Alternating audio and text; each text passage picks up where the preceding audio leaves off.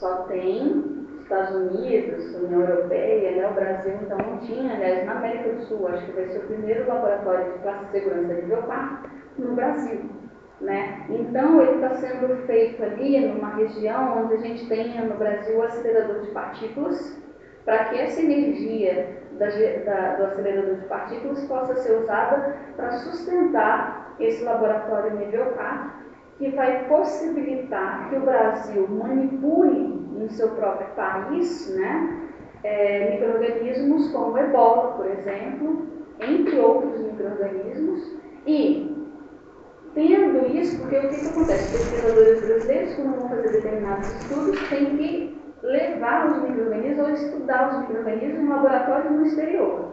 E a gente, quando tiver a inauguração desse laboratório, os pesquisadores gabaritados vão ter condições de estudar esses micro-organismos, e o que será muito importante se houver nova ameaça de pandemia. Então, a gente passa a ter uma autonomia, uma independência muito maior. Então, vou contar agora uma historinha para vocês. Então, a gente, a partir de 2026, a gente vai ter o nosso primeiro laboratório nível segurança 4, que vai propiciar um outro patamar para o Brasil em termos de autonomia nessa área de microbiologia, de doenças, né, de proteção de tudo. Mas aí eu vou contar, essa história já tem muito tempo, eu li no livro, e o que acontece? O vírus da varíola, ele é trabalhado em laboratório, se eu não estiver enganada, nível 3, né? E aí teve uma época que tinha uma pessoa, a varíola foi extinta, quer dizer, os episódios de varíola, mas o vírus da varíola ele não foi extinto do mundo. Ele estava guardado em vários. A gente, por exemplo, a gente já não tinha mais varíola, vários países sem varíola, alguns países com varíola, mas ela deu uma sepultada, digamos assim. Mas tem amostras de varíola em laboratórios desse nível de segurança, né? Então tinha uma pessoa ou uma equipe trabalhando com esses vírus da varíola, e eu não sei se o propósito, porque eu já me perdi, só fiquei concentrada numa parte. Não sei se o objetivo era formar kits rápidos para alguma coisa, em áreas que pudesse ter a varíola, e eu já perdi na memória, né, essa parte. Mas o fato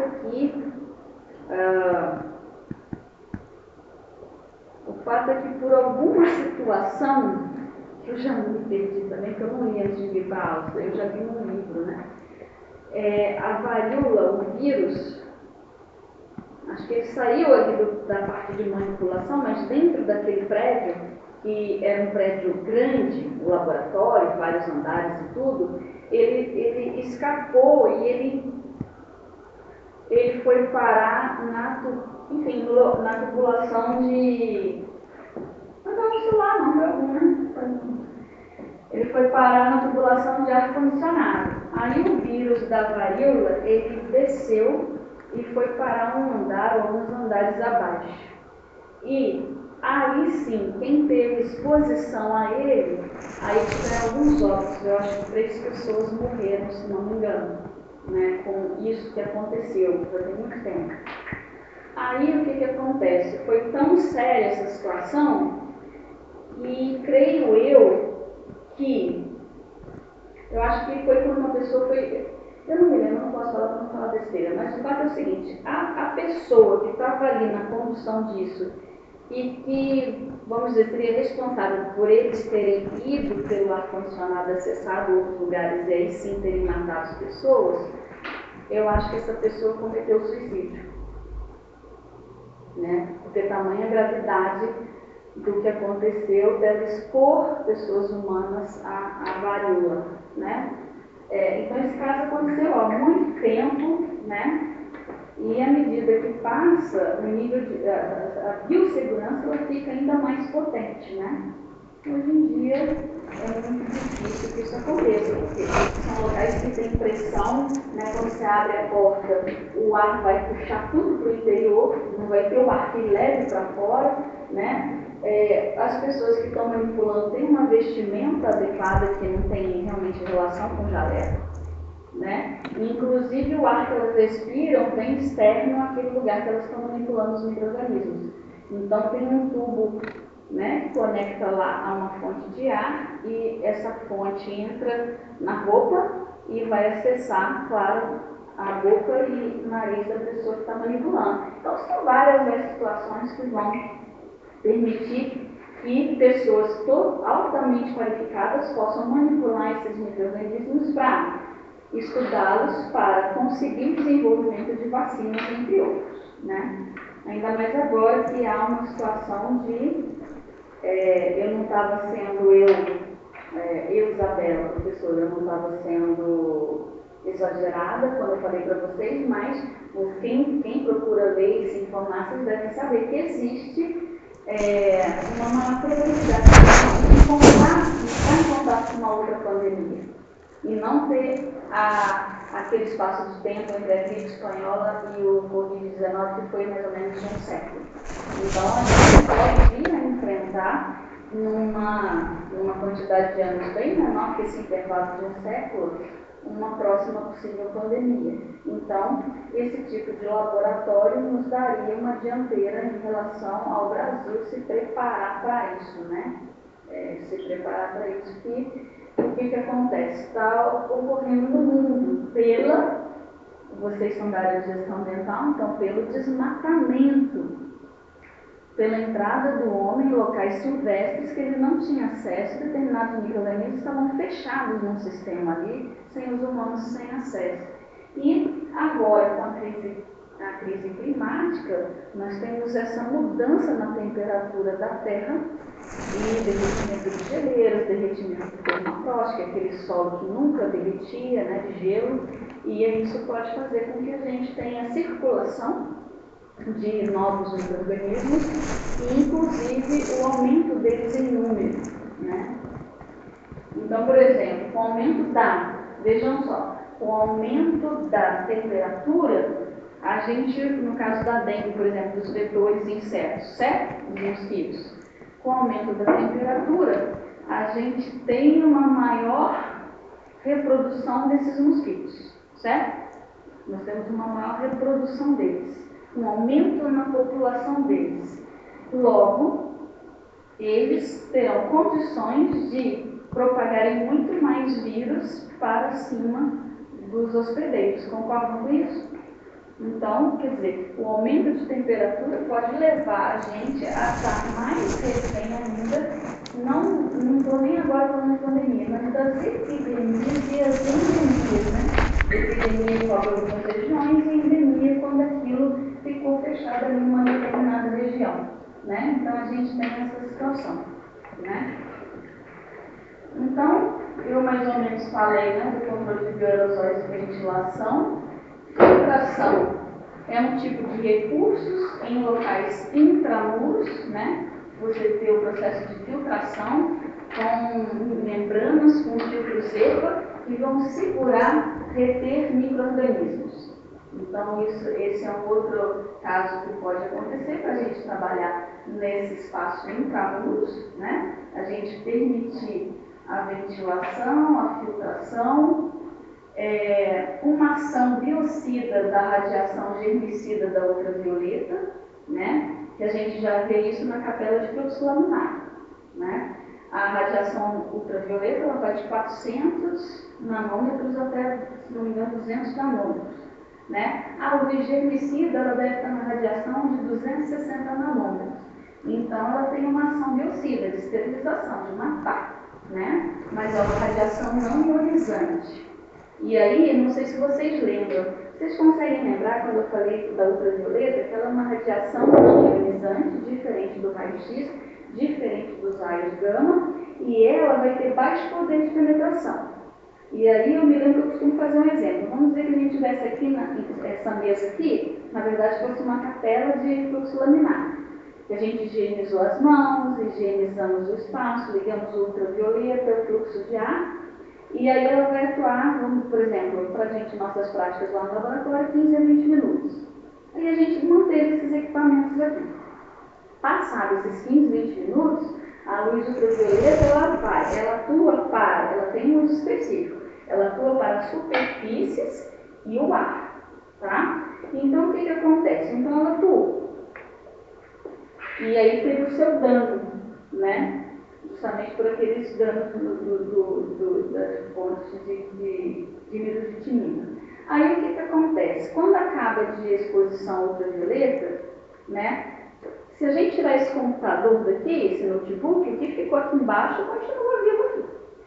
Se a gente tira esse apagador, essa bolsa, esse celular e essa caneta, o que estava embaixo continua vivo. Se a gente tira aqui embaixo desse data show, está vivo. Por quê? Porque ela é pouco penetrante. Então, teria que estar tudo fora daqui para limpar esse espaço realmente e o ar que está nele. Então, por isso que é uma possibilidade, né, de ação realmente biocida, da gente ter essa fonte de radiação ultravioleta germicida, né? Então, ela possa ser. A outra questão que pode acontecer é o isolamento. Então, o isolamento é uma forma de diminuir a circulação dos micro-organismos sendo transportados no ar. Aí o isolamento é justamente algumas das coisas que a gente passou na pandemia, de procurar termos isolamentos uns dos outros, né? De modo que a gente diminuísse a possibilidade do vírus chegar até as outras pessoas. Então, era um modo justamente o quê? Diminuir a aglomeração e assim reduzir, né, o raio de ação do micro-organismo em si para não chegar a outras pessoas. Então, o isolamento ele é uma das possibilidades, né, em espaço intramuros também, dentro de casa, sair de circulação nos ambientes externos para reduzir a carga microbiana que pode ser transportada e depositada depois pelo ar. E outra questão, quando a gente pensa nos laboratórios de microbiologia, hospitais, clínicas, consultórios odontológicos, e esses laboratórios de níveis diferentes são os gabinetes de segurança biológica. O mais simples, entre aspas, de todos é a capela de fluxo laminar, que nos dá ali aquele espaço que a gente vai ter livre de micro-organismos para manipular os micro-organismos. Agora, a partir quando a gente vai para o laboratório de biossegurança nível 2, 3 e 4, a gente tem o que a gente chama de gabinetes de segurança biológica. Então, eles vão dispondo de mais coisas para evitar a saída desses micro-organismos que estão sendo manipulados. Então, deixam de chamar capela de fluxo laminar para serem chamados de gabinetes de segurança biológica. Aí vão ter diferentes tipos, diferentes modelos, para que a gente tenha isso aonde? No laboratório de microbiologia, de pesquisa, no caso, né? De microbiologia, de empresas também, de microbiologia nível 2, 3 e 4. Então, são formas que existem para que a gente possa, para que se possa diminuir, né, o número de micro-organismos que estão sendo transportados no ar, uma vez que eles possam ameaçar nós humanos ou animais. Nós temos alguns micro-organismos que vão acarretar doenças em animais que são trabalhados, manipulados em laboratórios de nível 4. Por quê? Porque eles podem causar uma calamidade de mortes animais, mas quando se fala em animais que são usados para a nossa vida, as pessoas não têm dó em si do animal. A gente, é muito difícil, as pessoas, alguns têm, eu tenho, mas o fato é o seguinte, é chamado de perda econômica. Então, se a gente tiver baixa em determinados rebanhos, o país pode enfrentar muitas perdas econômicas e, claro, que vai afetar a população diretamente. Então, uma das armas de guerra é justamente afetar a produção de alimentos, né? E afetar, de certa forma, os recursos que tem um determinado povo, que ali se instala o caos, né? O que vai propiciar que mais pessoas possam vir a falecer, vamos dizer assim. Então, a gente tem micro-organismos e vírus em animais que podem causar, sim, distúrbios enormes em cadeias produtivas. Então, eles são manipulados em laboratório nível 4. Né? Então, são esses aspectos aí que eu trouxe para vocês. E aí fechamos, de certa forma, essa apresentação em aeromicrobiologia. Aí eu vou pedir que em algum momento vocês façam leitura, porque na sexta-feira pós-feriadão, aí a gente vai falar sobre esse artigo intramundo, certo? E desculpa por trazer informações que eu acho que impactam. Estou vendo o rosto de alguns de vocês, eu acho que impacta um pouco, mas eu acho melhor a gente estar bem informado do que estar à mercê das coisas. Bom, deixa eu ver se eu acho. Senão você vai me dar um alô ali no WhatsApp para eu tentar achar esse arquivo aqui. Diz?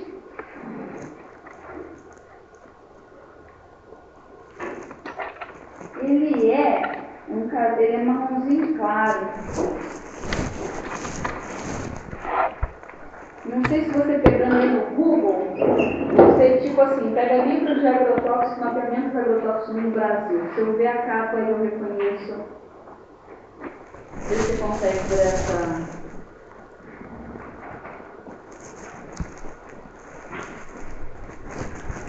Então eu coloquei isso para vocês, vou colocar no sabonete desse material no laboratório.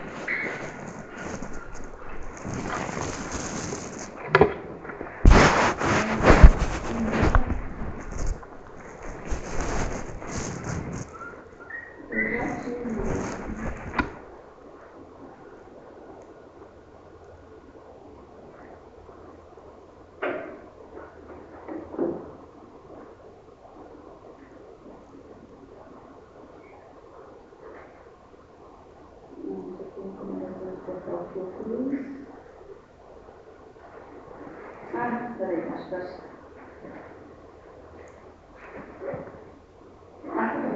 o nome para vocês. Acho interessante, né? A questão da área de gestão ambiental. Já achei.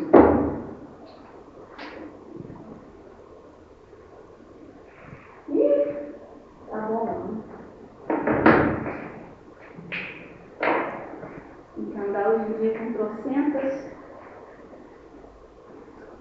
Deixa eu ver se responde ele. Geografia do uso de agrotóxicos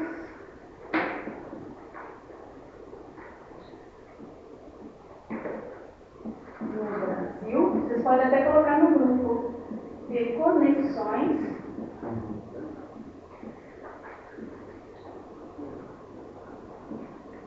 com a União Europeia. O nome dela é Larissa Mies. Aí eu já não sei se ela voltou, se vocês colocarem o nome dela e se vão achar alguma informação atual. Então, bem que interessante. Vocês conseguem? Alguém conseguiu pegar? Não? Achou? Então, ele tem essa cor. Opa. Ele tem essa corzinha aqui, ó, marronzinha clara. Tá vendo? É interessante vocês terem aqui. Achou? Então, é isso aí.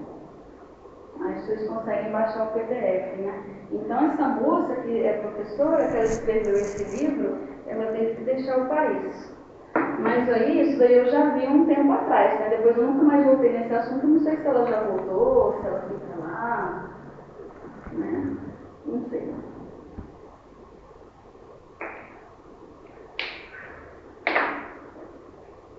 Aí eu vou apagar aqui, já passou.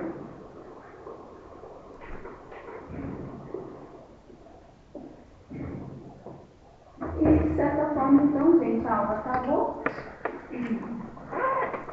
Eu desejo para vocês uma boa semana, uma boa semana curtinha, um bom feriadão, vários dias aí de descanso.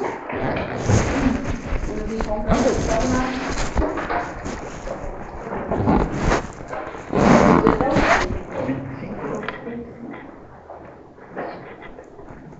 Aí eu peço que vocês se dediquem à leitura, que a gente possa fazer debate, porque o que acontece? A gente pode fazer uma distribuição de pontos que não seja só prova, né? Que a gente faça trabalhos, que a gente faça debates, entendeu? E aí eu vou distribuindo os pontos, seminários, e ao